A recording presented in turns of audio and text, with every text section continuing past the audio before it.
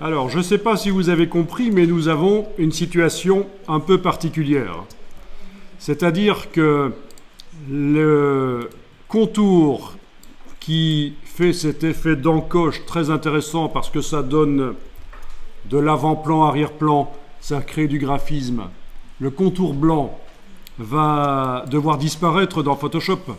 Il va devoir devenir transparent. Par contre, le texte, lui, il va rester blanc.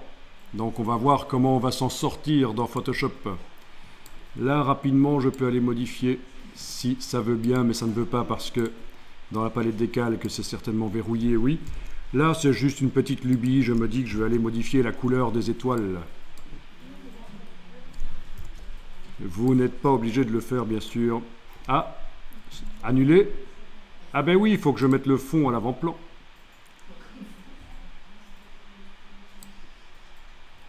Voilà, ça marche. Il faut indiquer dans la palette des outils si on veut modifier le fond et le contour quand on déplace une couleur sur un objet. Ok, on va dire que là c'est bon. Bien. Alors vous allez enregistrer le fichier. Souvenez-vous bien du nom que vous lui donnez. Parce qu'on va l'importer maintenant dans Photoshop. Vous pouvez le garder ouvert dans Illustrator si vous avez un ordinateur assez puissant qui est capable de faire fonctionner les deux logiciels en même temps.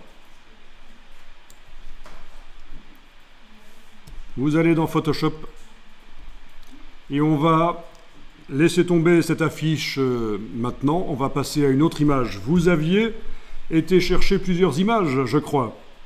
Vous allez pouvoir dans Photoshop en ouvrir une autre. Fichier ouvrir. Où étaient-elles? Ah ben elles étaient dans le dossier de ce matin en fait. Il va falloir aller les chercher.